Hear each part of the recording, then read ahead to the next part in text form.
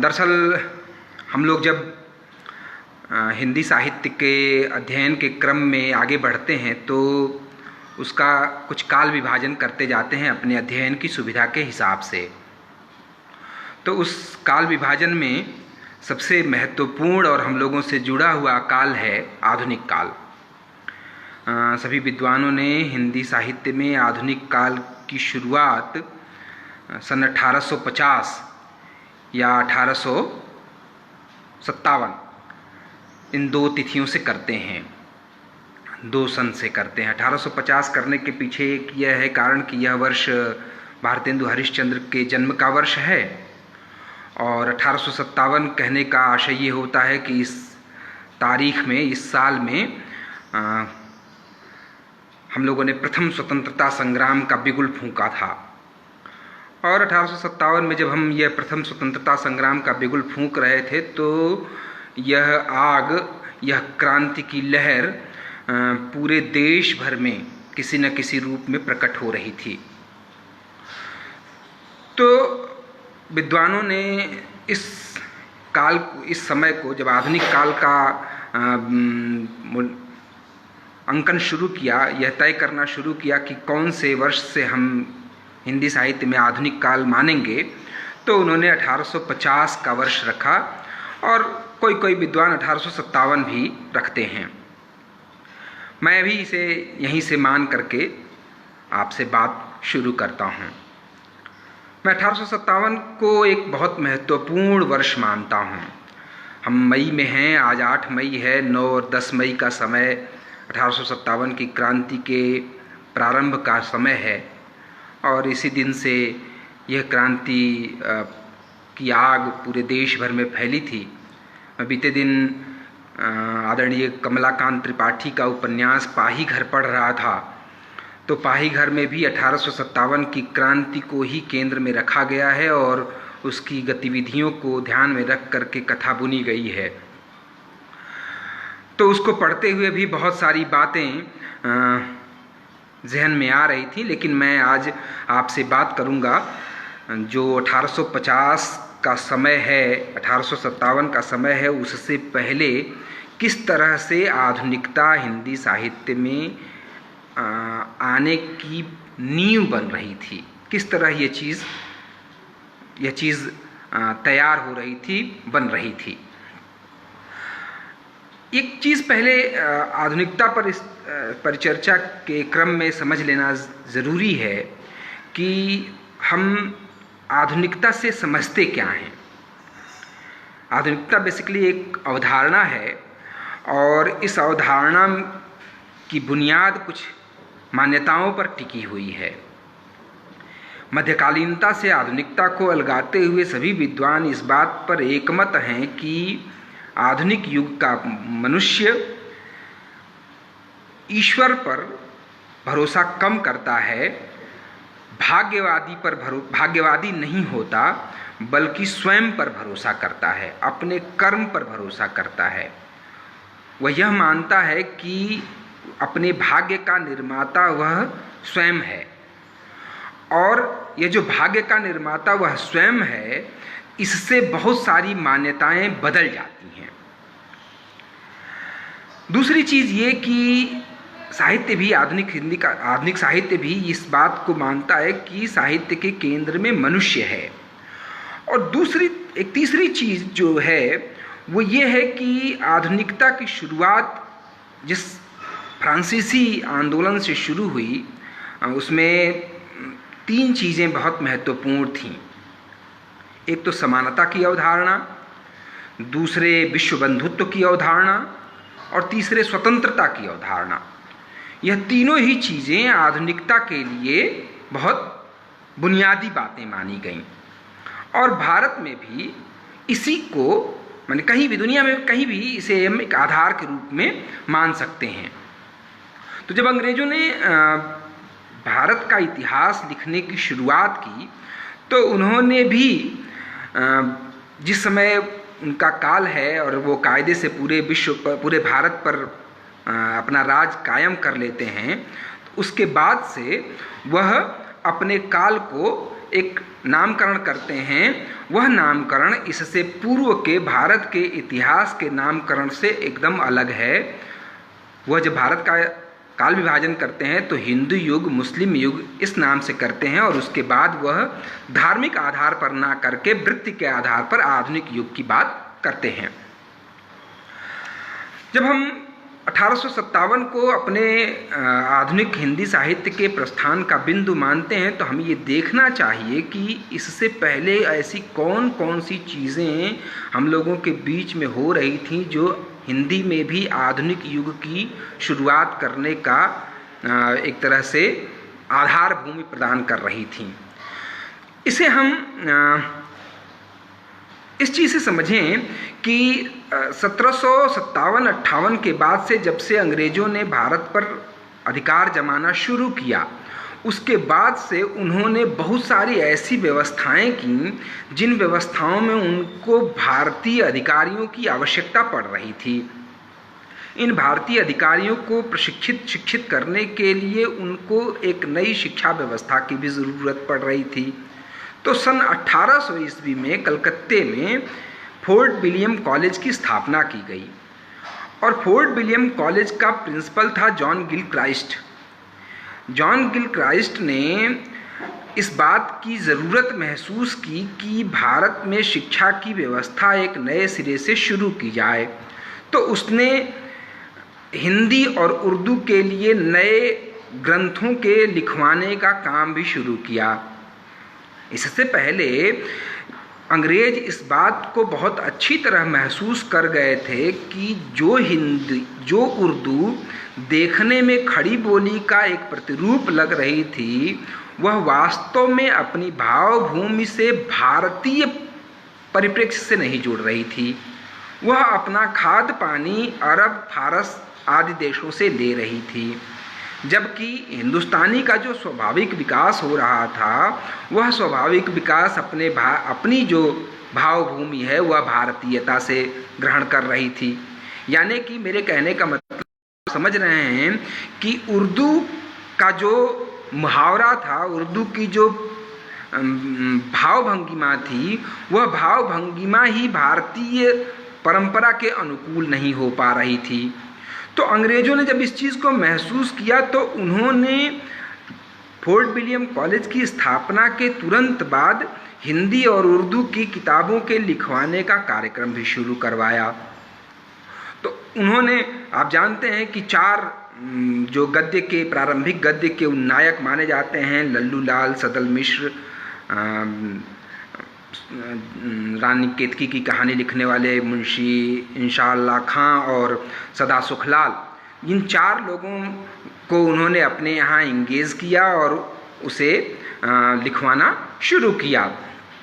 आप जानते हैं कि जो सदल मिश्र ने नासिकेतोपाख्यान और लल्लू लाल ने प्रेम सागर, इंशाअल्लाह खां ने उदयभान चरित या रानी केतकी की कहानी, सदा सुखलाल ने सुख सागर जैसी किताबों की रचना की। और यह किताबों की इससे पहले भी हम जानते हैं कि राम प्रसाद निरंजनी ने योग वाशिष्ठ की रचना कर ली थी।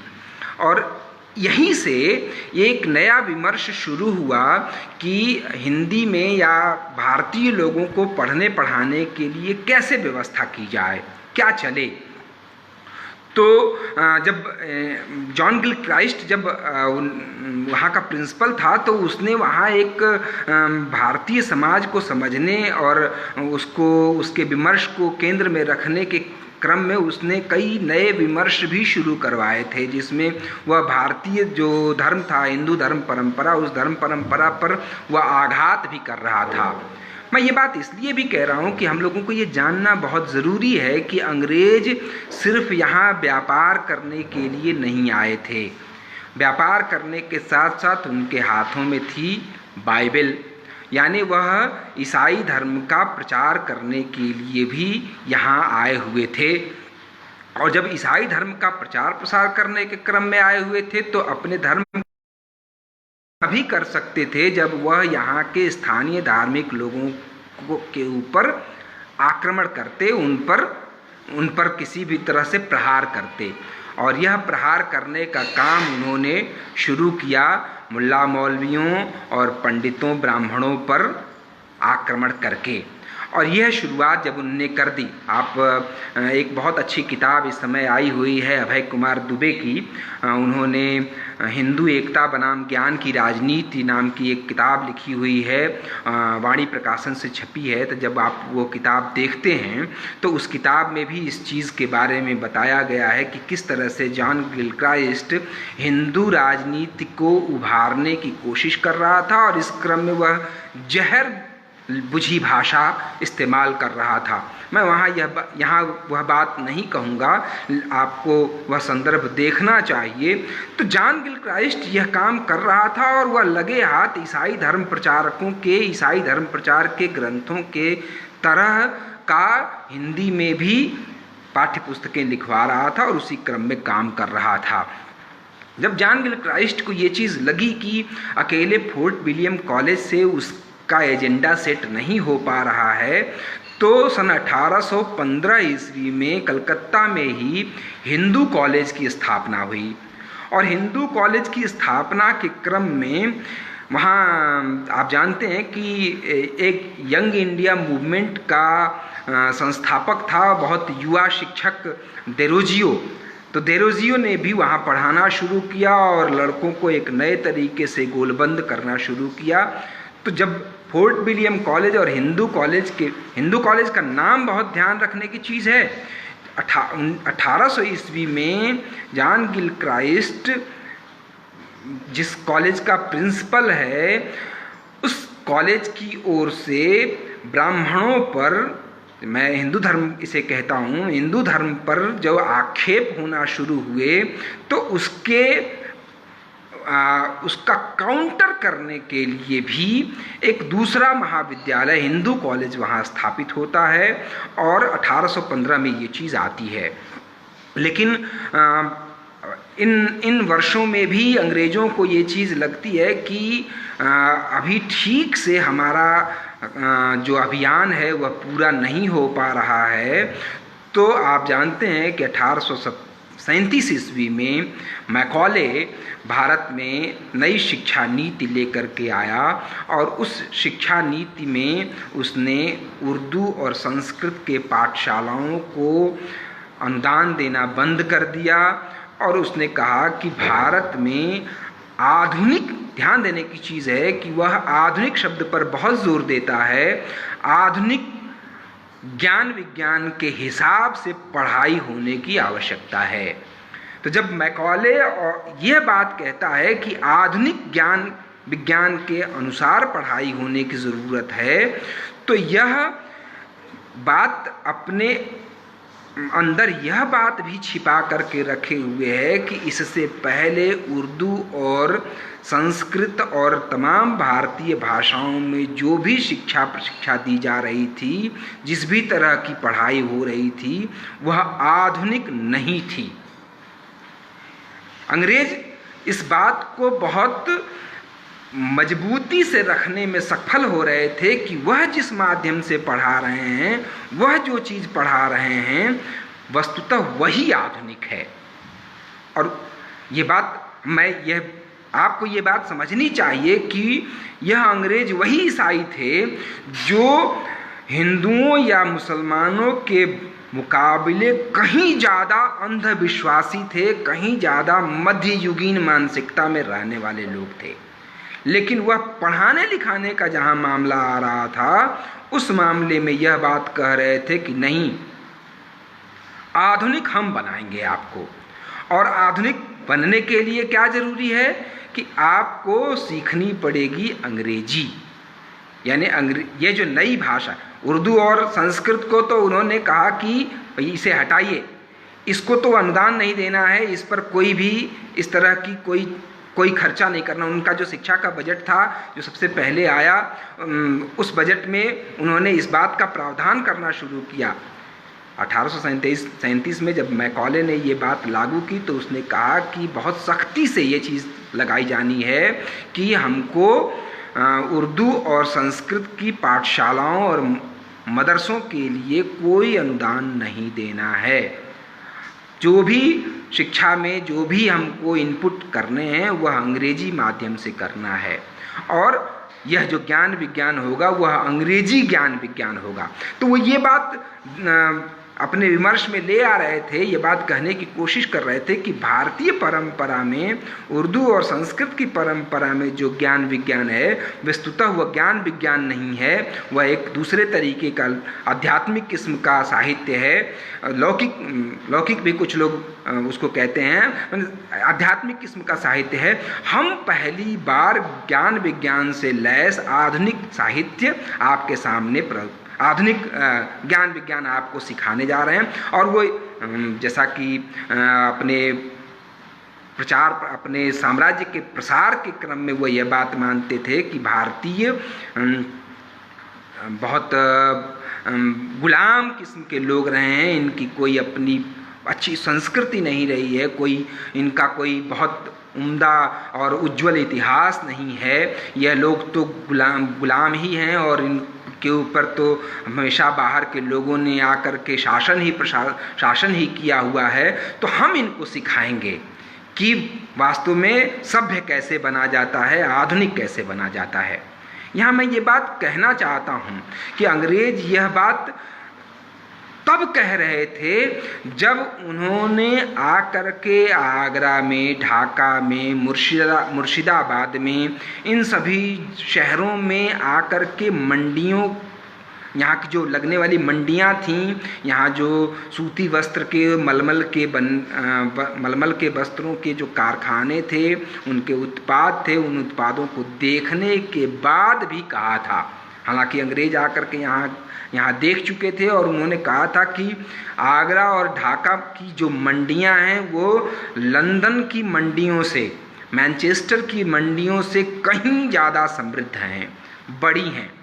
तो ऐसे ही नहीं था,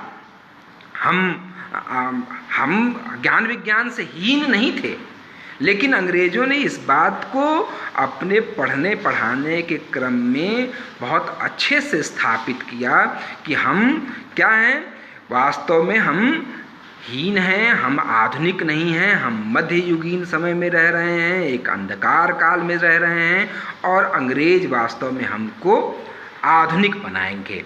और इसी आधुनिकता का जो पैराडाइम उन्होंने सेट किया, इस पैराडाइम के साथ एक उन्होंने बनानी शुरू की पृष्ठभूमि। आप जानते हैं कि बहुत सारे सुधार इसी समय में हो रहे थे। अंग्रेज़ों में जो कार्नवालिस था उसने स्थायी बंदोबस्त की व्यवस्था शुरू की थी। उसी समय सती प्रथा और बाल विवाह पर रोक लगा रहे थे और तमाम ऐसे चुन चुन करके ऐसी बुराइयों को हम लोगों के सामने रख रहे थे। भारतीय समाज में वैसी बुराइयां थीं, लेकिन उनको वह बहुत अच्छे से हाईलाइट कर रहे थे और कह रहे थे, इस बात को हम लोगों के मन में बहुत अच्छे से भरने की कोशिश कर रहे थे कि हम वस्तुतः अभी भी मध्ययुगीन समय में रह रहे हैं। और हम लोगों ने कोशिश भी की। 1833 में सती प्रथा पर रोक लग गई। राजा राम मोहन राय ने इससे पहले वो ब्रह्म समाज की स्थापना कर ली। एक नए तरीके के साम्राज्य के नए तरीके के वहाँ समाजों की स्थापना हो रही थी और धार्मिक सुधार शुरू हो गए थे। तो उन धार्मिक सुधारों के क्रम में यह बात बहुत महत्वपूर्ण तरीके से स्थापित करने की कोशिश हो रही थी कि अंग्रेज ही वस्तुतः हमें आधुनिक बना रहे हैं और उसी आधुनिकता का एक औरा, एक वातावरण तैयार हो रहा है। लेकिन इस क्रम में आप देखते हैं कि जब भारतेंदु हरिश्चंद्र भी लिखने आते हैं तो अब उनके गद्य और पद्य में उनकी एक अजीब तरह का मतलब विरोधाभास आपको देखने को मिलेगा। वह अंग्रेज राज को सब सुख देने वाला तो कहते हैं, लेकिन उसके पीछे जो भारत में हो रही दोहन की परंपरा है उस चीज़ को भी वो महसूस करते हैं। तो जो भारत में जो आधुनिक युग आ रहा है, इस आधुनिक युग का पैराडाइम अंग्रेज़ों ने बहुत अच्छे से सेट किया और उस सेट करने के क्रम में उन्होंने भारतीय परंपरा को एकदम मध्ययुगीन अंधकार युक्त परंपरा बताई, और उस परंपरा के बाद उन्होंने एक नई व्यवस्था शुरू की, जिस व्यवस्था में वह मैकॉले तो ये चाहता था कि उसे ऐसे बाबू मिलें जो शरीर से तो भारतीय दिखें, हिंदू मुसलमान दिखें, लेकिन मन से वो अंग्रेज हों। यानी वो हमारे लिए एक क्लर्क की तरह व्यवहार करें, जैसा हम चाहते हैं उसी के अनुरूप वह बात किया करें। दक्षिण भारत में भी वह एक उन्होंने एक पादरी था, कॉल्डवेल नाम था उसका, उसको उन्होंने भेजा था, और वो एक कई लेवल पर ये चीज़ शुरू कर रहे थे। आप देखें कि ठीक इसी समय अंग्रेज संस्कृत को पढ़ने की कोशिश भी कर रहे थे। सर विलियम जोन्स ने संस्कृत पढ़ना शुरू किया, जेम्स और तमाम ऐसे इतिहासकार यहाँ आकर के संस्कृत के ग्रंथों का प्रणयन कर रहे थे, और संस्कृत के ग्रंथों को सीख रहे थे, पढ़ रहे थे, और उस पर बातचीत भी कर रहे थे, उनका अनुवाद भी करने की कोशिश कर रहे थे। लेकिन उसके साथ साथ ये भी एक चीज़ वो डालने की कोशिश कर रहे थे कि हम जो है आधुनिक हम ही बना रहे हैं। तो एक तो ये बात उन्होंने शुरू की। ईसाईयत का प्रचार प्रसार भी इसी क्रम में वो बढ़ा रहे थे और लेकर के जा रहे थे। तो ऐसे माहौल के बीच में जब 1850 के आसपास उनके खिलाफ एक तरह का माहौल खड़ा हो गया, विद्रोह की बात हो गई, पूरे देश भर में एक अंदर ही अंदर एक योजना के तहत अंग्रेज़ों को यहाँ से हटाने के लिए आंदोलन शुरू हो गया। तो इस आंदोलन के बाद उनको ये चीज़ हम भी अपने यहाँ से कोई 1857 के बाद से ही कोई ऐसा साहित्य हमको नहीं मिल जाता जिसमें हम देख कर यही एकदम आधुनिकता को पहचानने वाला एकदम यहीं से हम कह सकते हैं कि यही किताब है। अगर हम आधुनिक युग के सबसे महत्वपूर्ण गद्य रखते हैं तो वो भारतेंदु हरिश्चंद्र हैं, और भारतेंदु हरिश्चंद्र का जन्म ही 1850 में है। 1857 में उनकी उम्र क्या रही होगी?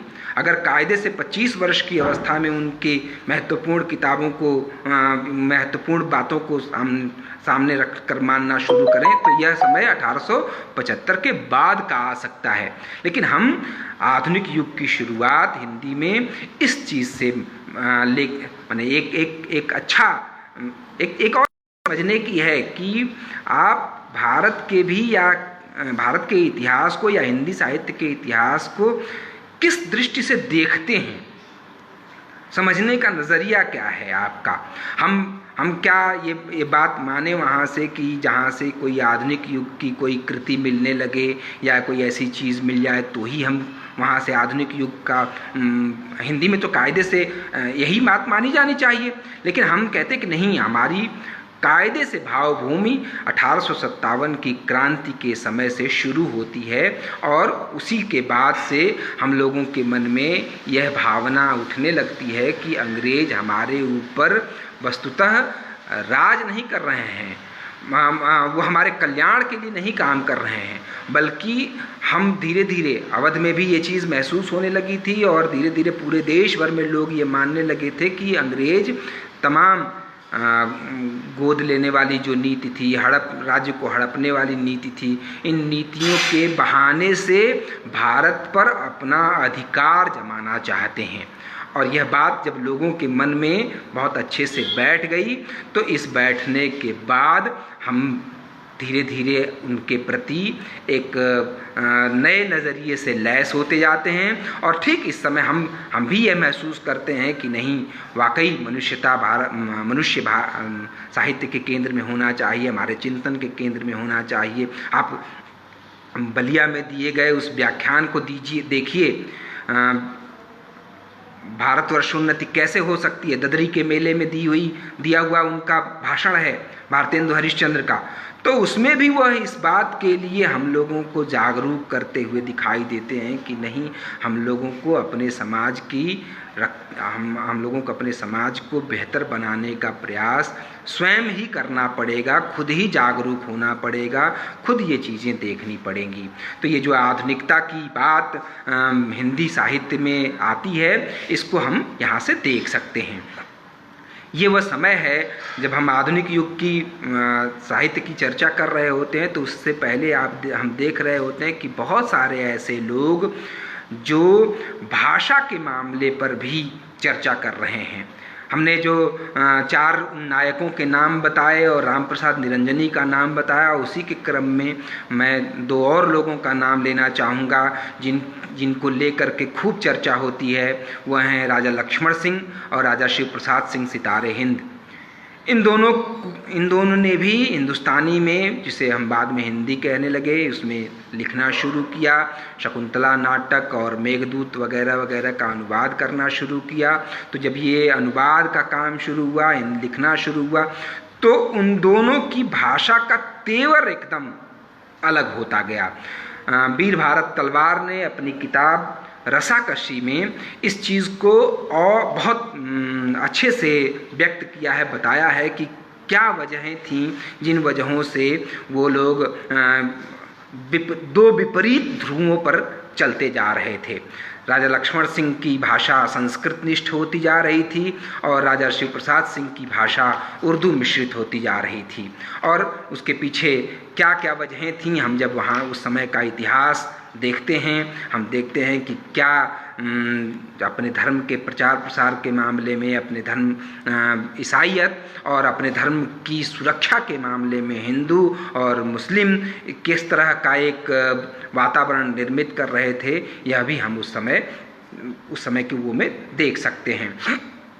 जब मैं आधुनिकता की बात कर रहा हूँ तो आधुनिक युग की बात कर रहा हूँ, तो इसके पीछे एक बहुत महत्वपूर्ण चीज़ और भी है, वह है प्रेस का उदय। जब हम देखते हैं कि प्रेस आ गया और प्रेस के आ जाने से, छापा खाना के आ जाने से बहुत सारे ज्ञान विज्ञान की ऐसी बहुत सारी चीज़ें जिन पर मुट्ठी भर लोगों का कब्ज़ा था, अधिकार था, वह दूसरे लोगों तक ज्ञान विज्ञान की चीज़ें पहुंचने नहीं देते थे, उससे वह चीज़ें मुक्त हो गईं। यानी छापा खाना आ गया, किताबें छपने लगीं, कोई भी चीज़ जब मुद्रित होने लगी तो वह बहुत अधिक संख्या में बाजार में पहुंचने लगी, और बाजार में पहुंचने लगी तो कोई भी उसे खरीद करके पढ़ सकने में सक्षम हो गया। और जब कोई भी उसे प्राप्त कर सकता था, तो यह एक चीज़ जो थी वह कुछ लोगों की मोनोपोली को, कुछ लोगों के एकाधिकार के भावना को चोट भी पहुंचा रही थी। हम इसको भी उस आधुनिकता की चीज़ से जोड़ सकते हैं। रामचंद्र शुक्ल ने अपने हिंदी साहित्य के इतिहास में आधुनिक युग को गद्य काल कहा है। ऐसा नहीं है कि कविताएं नहीं लिखी जा रही थीं, लेकिन गद्य काल कहने के पीछे उनका एक बड़ा मकसद था। गद्य को हम विचार की भाषा भी कहते हैं। पद्य वस्तुतः भाव की, हृदय की भाषा है और गद्य विचार की। प्रेस के छापाखाना के आ जाने से गद्य के लिखने और उसके प्रचार प्रसार, उसके दूसरे लोगों तक पहुंचने की जो फ्रिक्वेंसी थी, जो उसका विस्तार था, वह बहुत तेज़ी से होने लगा। और यह तेज़ी से होने वाला विस्तार गद्य को और अधिक बढ़ाने वाला हुआ। और यह अकारण नहीं है कि आधुनिक हिंदी साहित्य की जो प्रारंभिक रचनाएं मिलती हैं, या कहिए कि उस समय की शुरुआत है, उसमें फिर से नाटक शुरू हो रहे हैं। और भारतेंदु हरिश्चंद्र के पिता बाबू जगन्नाथ, उनका बहुत प्रसिद्ध नाटक है नहुष। यह नाटक भी इस समय लिखा जा रहा है। और इसी से ये गद्य काल जब कह रहे होते हैं, तो उसके पीछे एक बहुत महत्वपूर्ण बात है कि वह उसे विचार का काल कह रहे हैं। और उसी समय हम देखते हैं कि बहुत सारे ऐसी विधाएं गद्य की शुरू हो रही हैं, नाटकों में चर्चा होने लगी थी, निबंध आ गया था, कहानी भी कमोबेश उसके बाद शुरू होने लगी थी। 1900 के बाद ये चीज़ आने लगी, तो निबंध आ गया बहुत तेज़ी से। पत्र पत्रिकाएं बहुत ज़्यादा प्रचुर मात्रा में देश के भिन्न भिन्न कोनों में छपने लगी थीं। आप सोचिए कि हिंदी का पहला अखबार उदंत मार्तंड कलकत्ता में जाकर के छप रहा था, और भारत में पूरे उत्तर भारत के बेल्ट में ये चीज़ आने लगी थी कि हिंदी के, उर्दू के, तमाम भारतीय भाषाओं के समाचार पत्र और पाक्षिक मासिक पत्रिकाएं इस समय तक आने लगी थीं, और इन मासिक पत्रिकाओं में भिन्न भिन्न विधाओं की रचनाएं भी आने लगी थीं। ये सब भी इसी पृष्ठभूमि की चीज़ से आप देख सकते हैं।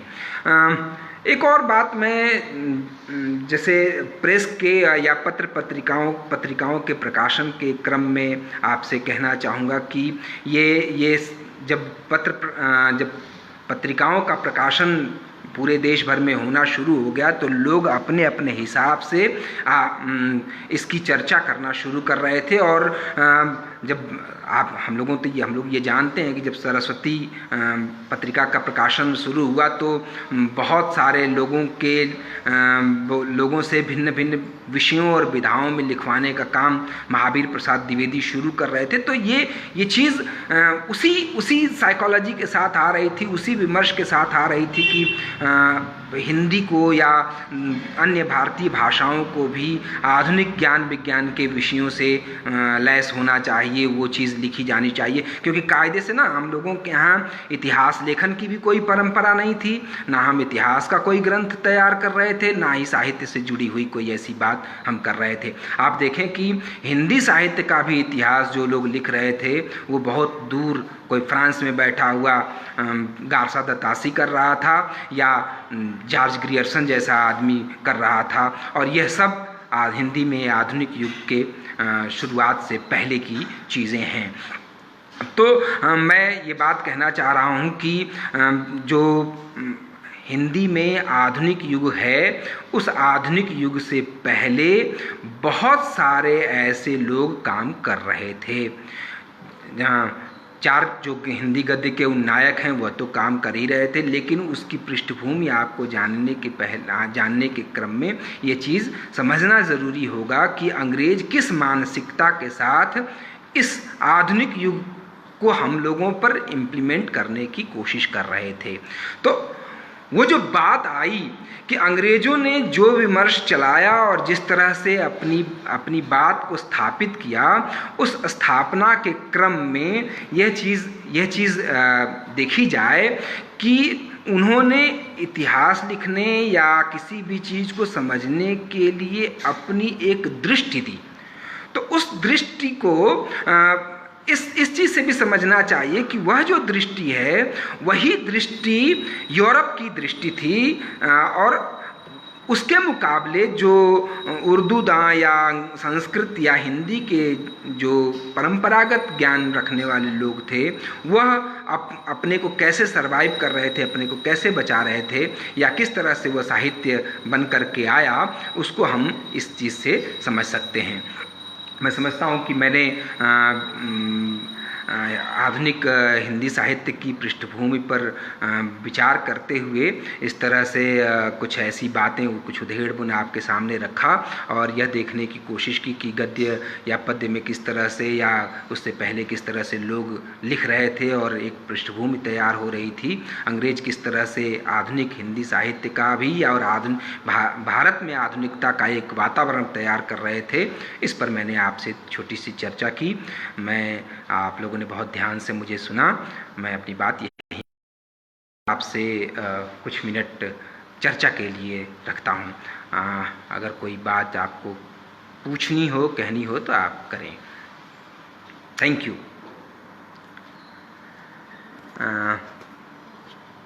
मैं देखता हूँ कि